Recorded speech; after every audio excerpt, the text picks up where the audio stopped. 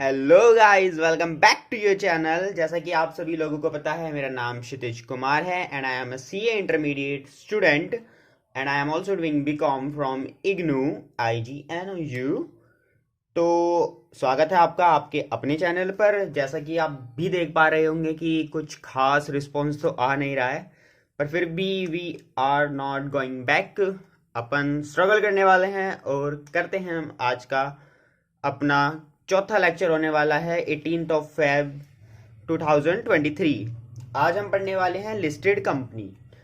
Listed company हमारी section number 2 clause number 52 के अंदर हैं लिस्टेड कंपनीज। ठीक है, लिस्टेड कंपनीज का मतलब क्या होता है? पहले तो देखो कि ये जो डेफिनेशन है ये स्टार्ट होती है मीन्स के साथ। मीन्स बोले तो ऐसी डेफिनेशन जो कि एग्जॉस्टेड होती हैं, आप उनके अंदर कुछ भी ऐड नहीं कर सकते हो। जो लिख दिया वो लिख दिया, ठीक है, तो मतलब फुल एंड फाइनल है। अब पढ़ते हैं। Listed company means a company where any of its securities are listed on recognised stock exchange. ऐसी कंपनी जिसकी कोई भी सिक्योरिटीज लिस्टेड हो, कहाँ पर? रिकॉग्नाइज स्टॉक एक्सचेंज पर, उसे हम क्या बोलते हैं? Listed company. सिक्योरिटीज से मतलब क्या होता है आपका? Shares, debenture, bonds. कुछ भी अगर लिस्टेड है किसी भी कंपनी का किसी भी रिकॉग्नाइज स्टॉक एक्सचेंज पर, तो वो एक लिस्टेड कंपनी होती है। पॉपुलर स्टॉक एक्सचेंज है हमारे इंडिया के अंदर NSE और BSE, नेशनल स्टॉक एक्सचेंज और बॉम्बे स्टॉक एक्सचेंज। ओके, पर इस डेफिनेशन के अंदर आई थी अमेंडमेंट। तो जैसा कि मैंने आपको बताया कि इस डेफिनेशन के अंदर आई थी अमेंडमेंट। पहले क्या बोलते थे, अगर किसी कोई भी सिक्योरिटी अगर लिस्टेड है तो लिस्टेड हो जाएगी कंपनी। अमेंडमेंट आने के बाद क्या हुआ कि अमेंडमेंट आने के बाद अमेंडमेंट बोलती है हमारी कि कुछ ऐसी क्लास ऑफ कंपनीज हैं जिनकी कुछ क्लास ऑफ सिक्योरिटीज अगर लिस्टेड भी होंगी तब भी हम उन्हें लिस्टेड कंपनी नहीं मानेंगे। ठीक है, तो उसके अंदर हमारे पास पहली ऐसी कंपनी आती है, उन क्लास ऑफ कंपनीज के अंदर पहली ऐसी कंपनी हमारे पास आती है पब्लिक कंपनी। अगर पब्लिक कंपनी की इक्विटी लिस्टेड नहीं है, इक्विटी अगर लिस्टेड नहीं है पब्लिक कंपनी की, तो हम पब्लिक कंपनी को भी लिस्टेड कंपनी नहीं मानेंगे। फिर चाहे उसके नॉन कन्वर्टेबल डिबेंचर लिस्टेड हो, non convertible preference shares listed हो, तब भी हम उसे क्या नहीं मानेंगे? लिस्टेड कंपनी नहीं मानेंगे।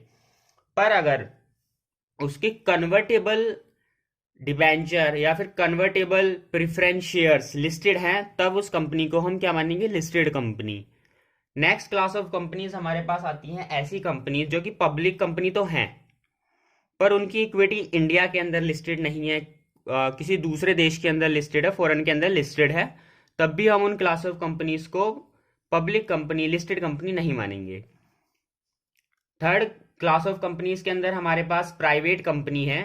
प्राइवेट कंपनी क्या करती है कि स्पेसिफिक ऑफर देके अपनी जो सिक्योरिटीज है उन्हें लिस्ट करवा सकती है private company, but journal offer देकर नहीं करवा सकती है। स्पेसिफिक ऑफर देने के बाद अगर वो अपने नॉन कन्वर्टेबल डिबेंचर्स को लिस्ट करवा देती है, तब भी हम प्राइवेट कंपनी को लिस्टेड कंपनी नहीं मानेंगे।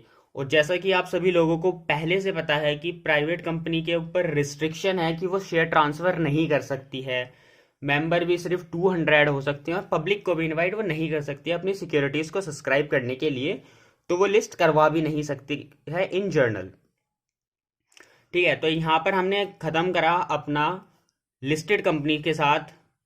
ओके, नेक्स्ट कंपनी आ रही है हमारे पास सेक्शन 2 क्लॉज 6 के अंदर, associate company. So here we are clause 6 section number 2, associate company. Associate company की डेफिनेशन भी जो है वो किससे स्टार्ट होती है? मीन्स के साथ। मतलब जो बोल दिया वो बोल दिया, अब किसी भी कोई और चीज का स्कोप नहीं है। तो associate company means a company, ऐसी कंपनी जिसके अंदर अनदर कंपनी, दूसरी कंपनी क्या करती हो, दूसरी कंपनी का उस कंपनी के अंदर सिग्निफिकेंट इन्फ्लुएंस हो, सिग्निफिकेंट इन्फ्लुएंस हो, या इंक्लूड जॉइंट वेंचर, या तो उस कंपनी के अंदर दूसरी कंपनी का सिग्निफिकेंट इन्फ्लुएंस है या फिर जॉइंट वेंचर है। पहले सिग्निफिकेंट इन्फ्लुएंस को हम समझते हैं। सिग्निफिकेंट इन्फ्लुएंस का मतलब होता है कि दूसरी जो कंपनी है आपकी, अनदर कंपनी जो है, वो एटलीस्ट 20% वोटिंग पावर होल्ड करती हो आपकी कंपनी के अंदर, पर 50% से ज़्यादा ना करती हो। 50% से ज़्यादा करेगी तो वो आपकी होल्डिंग कंपनी बन जाएगी, एसोसिएट कंपनी नहीं रहेगी। तो इसलिए 20 से 50% के बीच में अगर कोई कंपनी वोटिंग पावर आपकी कंपनी का होल्ड करती है तो वो एसोसिएट कंपनी है आपकी।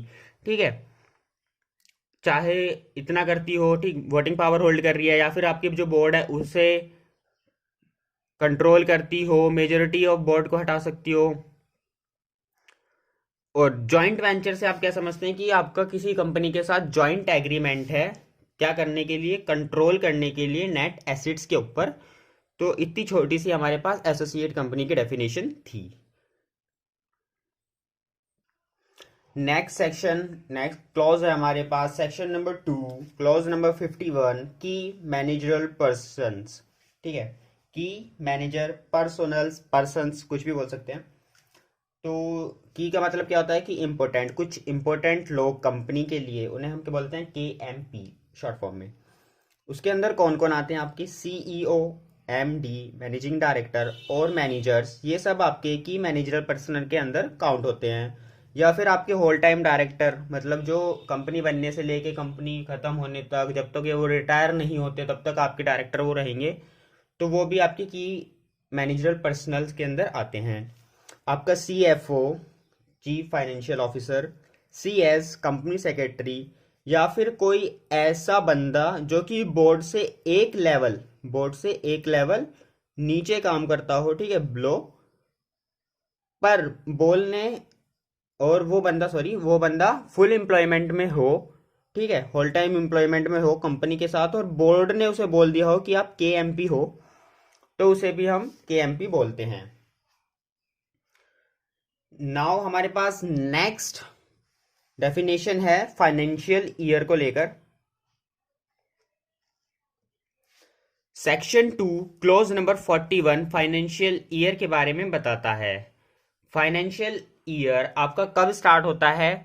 फाइनेंशियल ईयर आपका स्टार्ट होता है 1 अप्रैल को किसी भी साल के, और एंड होता है 31 मार्च को नेक्स्ट ईयर के। ठीक है, जिस ईयर में स्टार्ट हुआ है उस ईयर में तो अब दोबारा 31 मार्च आएगा नहीं, तो नेक्स्ट ईयर के 31 मार्च को हमारा जो फाइनेंशियल ईयर है वो एंड होता है।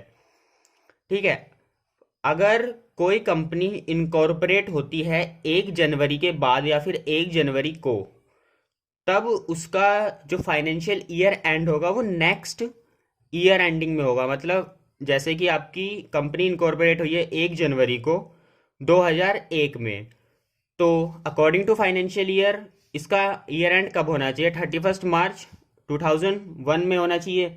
आपको ऐसा लग रहा होगा, पर 3 महीने का हम कंपनी लॉ के हिसाब से काउंट नहीं करते हैं।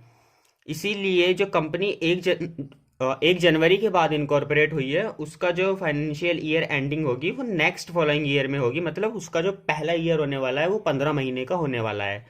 ये लिमिट 1 जनवरी के बाद से 1 जनवरी से है। अगर उसके पहले आपकी कंपनी इनकॉर्पोरेट होती है तो आप उसी फाइनेंशियल ईयर के अंदर अपनी बुक्स को एंड कर सकते हो।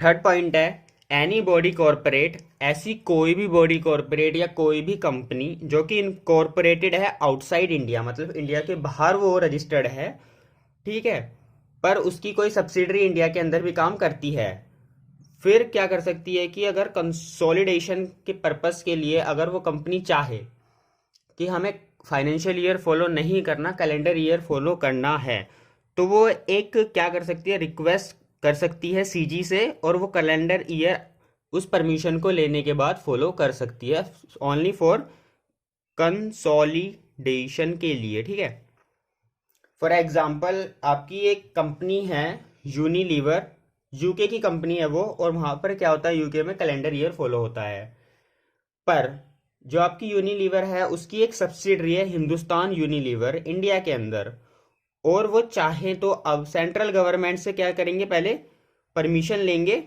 ठीक है, सेंट्रल गवर्नमेंट से परमिशन लेंगे कि हमें फाइनेंशियल ईयर फॉलो नहीं करना इंडिया वाला, हमें कैलेंडर ईयर फॉलो करना है, क्योंकि हमें कंसोलिडेट करना पड़ सकता है फ्यूचर में। तो वो परमिशन लेने के बाद कैलेंडर ईयर फॉलो कर सकते हैं। आज की क्लास में इतना ही था। अगर आपको क्लास अच्छी लगी हो तो प्लीज़ इसे शेयर कर दें, सब्सक्राइब करें यार चैनल को। Thank you. Yeah.